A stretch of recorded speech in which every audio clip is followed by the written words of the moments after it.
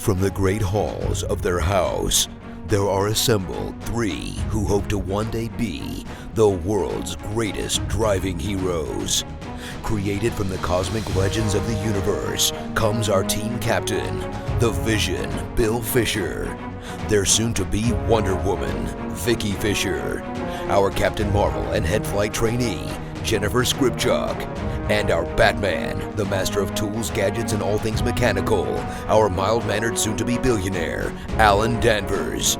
Their mission, to fight injustice, share what is right and wrong, to get you out of your house and come out racing with them, and serve all mankind. They are the Garage Heroes in Training Team.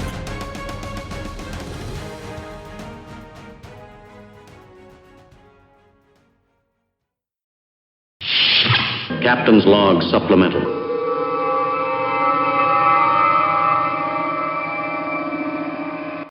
Miss Vicky. Yes, sir. You know what? What? I've been thinking about this Sentinel system. Yeah. Tell me about the Sentinel system. So what I was thinking was, we have the one car that's got the aim dash that's slowing us down.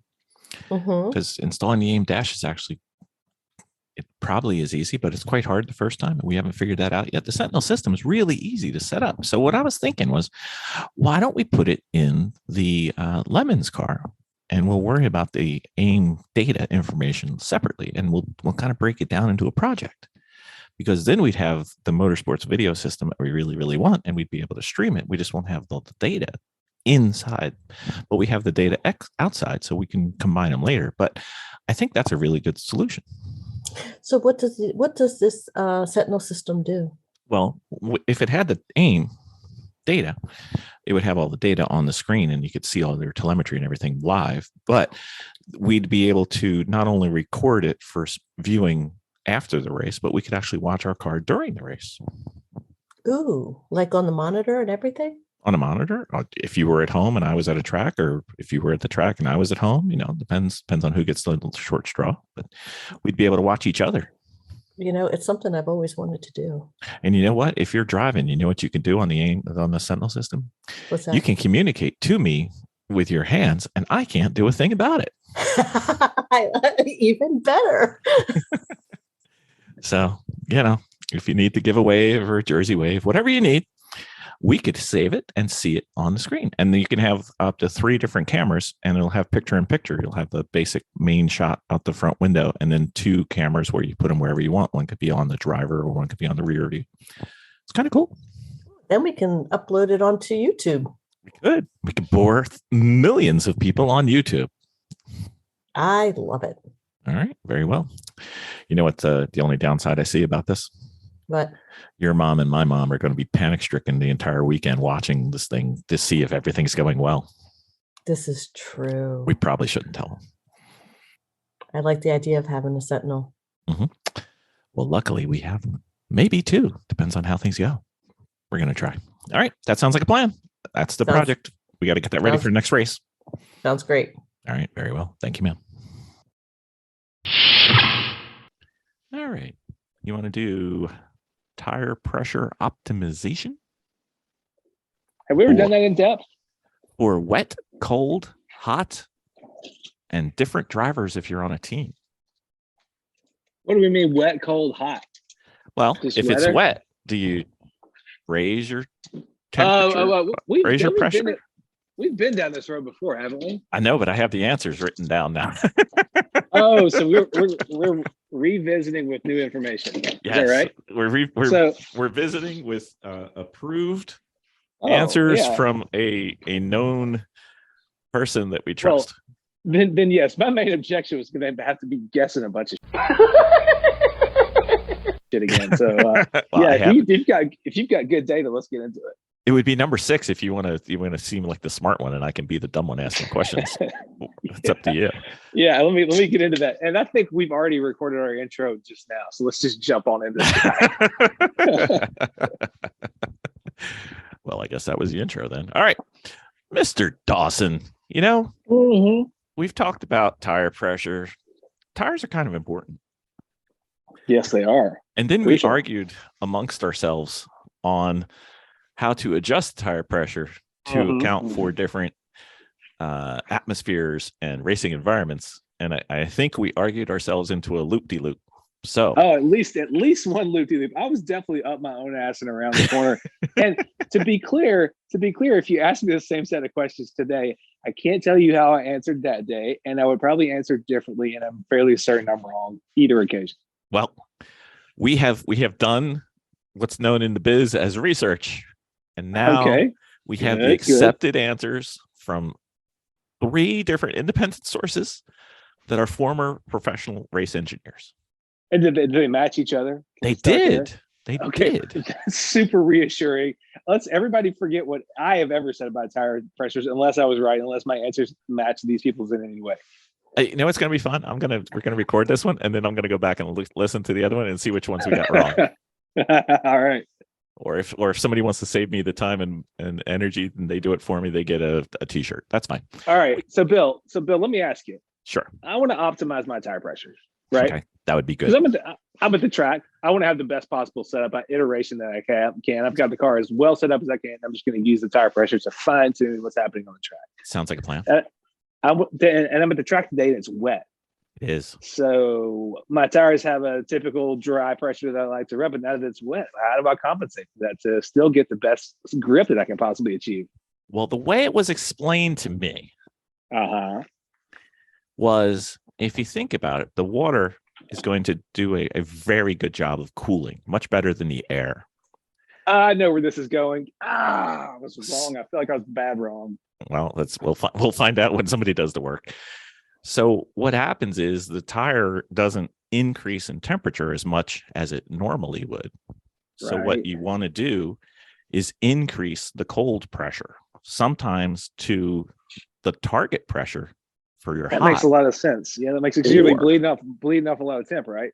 Yeah, exactly. Yeah. And they did report a few times where they were in conditions where they actually had a starting pressure that was higher than their target hot pressure because the water was doing such a good job of cooling the tires. It actually lowered it from what it was sitting still. So what I'm gathering for you is maybe at a day where the track temperature itself is not expected to get very high, you might want to be over your target hot pressure. Exactly. Wow. I feel like I probably got this one wrong and said run less pressure, but I'm not sure. But that makes a lot of sense. As soon as you said you could lose some pressure through the water, I was like, oh yeah, we're going high. But that makes a lot of sense. Yeah. Yeah. And same thing if it's if you're running in VIR, let's say your normal day at VIR is 80 degrees and sunny. Right. And if you go out there and it's 34 degrees and it could be sunny, doesn't matter, but whatever, you're going to be raising your traditional cold pressure to get closer to the hot pressure. Right. So yeah. Who knew? Okay. Well, that's interesting. So let's say I'm at the track and everything looks normal as far as the sky, precipitation. We're on a nice dry day, but it's 38 degrees. And normally I'm used to be at the track, when it's much more temperate. How do I deal with that as far as compensating with my tire pressures? I believe the theme remains the same. Mm-hmm. If it is cold, you want to increase your cold pressure to start with because you're not going to generate the heat that you would normally do. And the track's going to be taking some heat out of the tire as well. Now, Bill. Yes. I want to make a guess in this instance, and we'll see how wrong I am. But I think you're going to get it. I got confidence in it. I'm guessing that we may not be talking about as extreme as when it's wet. We've gone way up because we're going to be bleeding pressure off. It just means, were we talking about maybe if I'm used to starting at 28 to get to 35 hot, I might want to start at 32, something like that. Yeah, something like that. Somewhere in between, but maybe not starting with equal pressure or something like that you would be able to get away with in the rain. Is that right? Yeah. I think it's going to be less dramatic, but I mean, in my mind, the best way to do it is to do a little bit of homework, perhaps on a test day, and maybe test it out, right? Maybe, and then the other thing is it's going to matter by car and by tire. Sure. Because you're right.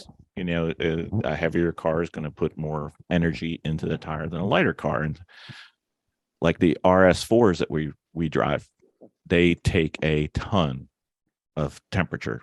Oh, sorry, of heat to get any temperature reaction because they're so heavy and so thick and so hard.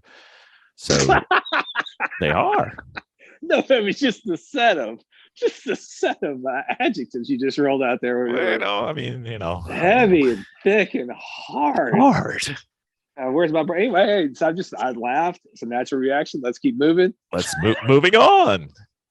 So here's the one. Since we covered cold and hot and wet. Oh, whoa, Jesus, Bill! Here she goes again. We're gonna lose Ben. Come back to me, Dawson. Come back. What's your thought in relation to different drivers? Because different drivers have different skills, and drivers at different skills put different amounts of energy and heat into the tire. Right. What do you do when you've got a team with, somewhat different skill levels? How do you pick the pressure? Do you pick it for somewhere in the middle? Do you pick it for the least skilled driver? Yeah, I would skew closer toward the least skilled driver. If you're worried that you're one guy who's going to be out there sliding the tires and driving the fast is going to end up with slightly overpressured tires, just be prepared to check the tires when Ben comes in, because you might need to bleed him down a little bit. You know what I mean? Mm-hmm. But if you don't want to undershoot it for Ben, who's going to be driving a quarter of the time. And then, I might I might build some temperature, or some pressure, but not enough. You know what I mean? Like I would rather have to bleed it out, because it's a lot easier to bleed pressures down mid race than it is to get pressure back into a tire. If you need to make that big of an adjustment, like, oh crap, I need to add some pressure to these. But you just wouldn't want to somehow end up a little bit under, right, on pressure. I don't think so. Worst case scenario, you got one guy who might end up with the most loaded tire with a couple more pounds of pressure than you want. It's my guess. With at least I'm talking about it from a frame of reference of racing, 200 tread wear tires for so long. Like that's the kind of thing I'm talking about. I may be wrong when it comes to, R comp tires or full slicks or something like that. But at least in my experience, or bias ply tires, I'm sure there's some kind of tire out there that defies what I'm talking about. But at least in my experience, the impact you're talking about is that person might be putting the big load on the right front or the left front, or whichever one is the most loaded at your local track. Mm-hmm. So would you take that into account when you're putting together your driver order? Would that be one of the things that you'd look at? Because you could start with the person who's going to want to have the higher pressure. I never have. We never have been like, oh wait, let's do it like this. Oh wait, this person's not going to put enough heat in the tires. We better put so and so out first. But I mean, I can see what you're saying. I can understand maybe thinking about that, and that could be a factor in how you decide to set your driver lineup. But it's never dictated what we've done. But I understand the question and understand what you mean. It can play out that way. Okay. So now, I don't know if you've ever noticed, Ben. Okay. But I like my toys and I like my tools. And I saw these things and I wanted to get your feeling on these. You know how you protect your valves with those little caps? Yeah. And I saw these caps, right? And you can adjust the cap to keep the tire at a constant pressure. So if it goes over pressure, it will let air out. And I thought, this could solve my problem if I do my driver order in correct order. Right, so it just keeps bleeding itself down. I'm constantly looking, throughout the day. If I've got 4 drivers and 4 stints that day, I can put these on, and I am the toy winner by this. And I thought this was a genius idea. And I was wondering if somebody who actually knows something about racing and trying to be competitive, what their thoughts were, because I fought the urge. I didn't hit buy now. I didn't hit cart. I was like, oh man, is it a mechanical device? Like it actuates it? It's got to actuate your valve in some sort of way. Exactly. So I think it's a cap with a little pin. I don't know. As somebody who works in manufacturing all week and races for fun, it just sounds like something else that would break. It sounds like something else that would break and let you down. But if it breaks, it's just not going to do anything, right? I don't know. It probably wouldn't hang open. The only thing I'd be worried about is it would hang open and let all the air out of your tire. But that seems pretty bizarre too. I don't know, man. Maybe they work good. I got a good system down. I can't. If they're reliable and they don't fail a lot, then it seems like it'd be pretty cool. I don't know. What do you think? I have no idea, but all I know is this episode's over. And Vicky, I had to order these because Ben said they were a great idea. Thanks, Ben. See you later. No, I don't know. I've never heard of those, but I mean, it sounds like something. I mean, I guess it's got kind of a check valve kind of system or something like that. That I don't know. I have no idea. I don't know. No, seriously, can you shut up? I'm ordering right now. Stop talking. Stop talking. Stop talking to me. Buy now. Buy now. Oh, quantity discount. I don't know. Thought it might be fun. I've heard of dumber stuff, but also, I never know. You never know what might let you down on the track. I would hate to have something like that added to my system, and they'd be like, "Oh, I had to come in because I spit one of those out, and now there's no air in the tire." I don't know. I'm paranoid. Auto adjusted to 0. I said no air. I don't know. No air. This was way too much air. You don't want to do that. Well, hey, so Bill. Yes, sir. I've made the poor choice to go race at Barber in Alabama in the South. That sounds great. And I just realized it's July 31st. Oof. And it is 108 degrees. The track is 125 degrees. Minimum. How am I going to get my tire pressure right? Because I wanted to end up at the normal pressure and, have good temp across the tire. But am I going to start at my normal temperature or go way higher? Or lower? What do I do? I think you're going to have to lower it, sir, because you're going to be putting more heat in, and therefore your pressure is going to build more. No. Bill, are we still following the consensus? It's the opposite of cold. And they told us to go with more pressure when it's cold. More pressure. No, okay, lower the pressure because it's going to build more pressure. Gotcha. So I couple the friction that I'm going to generate with my cold, hard tires on the track. Don't forget thick.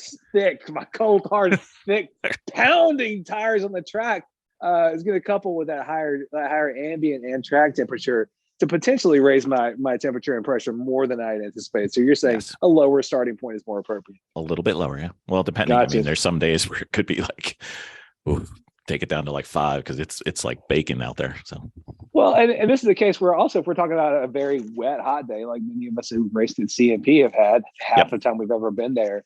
When we talk about running higher pressure on a wet day, that might be one where you might want to be midland and be sort of in between your normal pressure and the higher pressure or the exact pressure you're aiming at, right? So you might want to mitigate that a little bit if the track's still really hot, even though it's raining. 'Cause in the South, that can happen. You can still have a very hot track surface and pouring rain.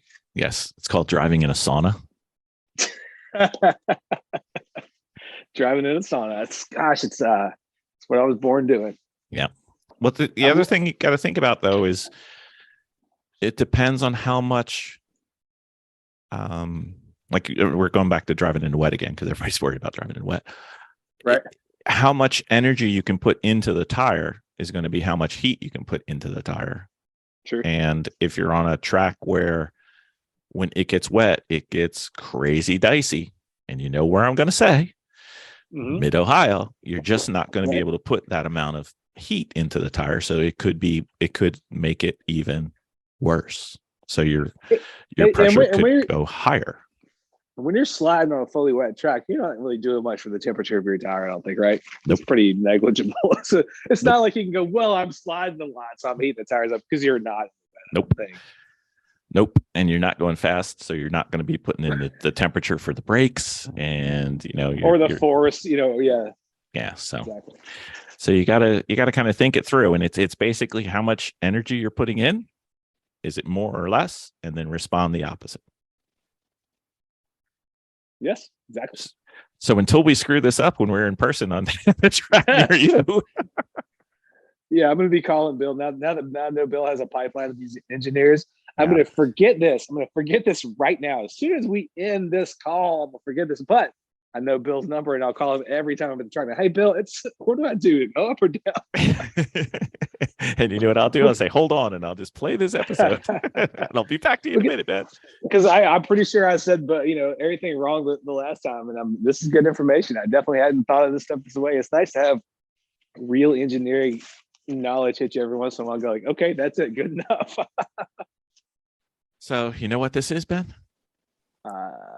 This could time be for an ad break. This could be the first one we got right, man. Yeah, all we needed was some professional race engineers to tell us that we're good. That's all it takes to be a superstar over here. Exactly. That's right. That's good information. Good job, Bill. I wish they had a podcast we should listen to. But you're stuck with us. See, that's what the listener doesn't realize.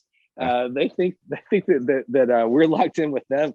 But they're locked in with us. That's right. What's that warning? Like, if you try this at home, don't blame us, kind of thing. Yeah, exactly. I'm not responsible for anything these people do. Just to be clear, I'm also not a lawyer, but I'm pretty sure I can't be held responsible for any of these maniacal things our listeners would go do. Exactly. And as Ben would say on just about every one of his denials, hey, I'm a Latin major. So. Yeah, I'm a Latin major and an all-day dumbass. So don't listen to me. Listen to those race engineers that Bill knows. All right, Ben, I think we got this one now. Now we just got to remember what we said. We nailed this one. I'm going to give you a call. All right, cool. Sounds like a plan. All right. Thank you, Ben. Thanks for having me.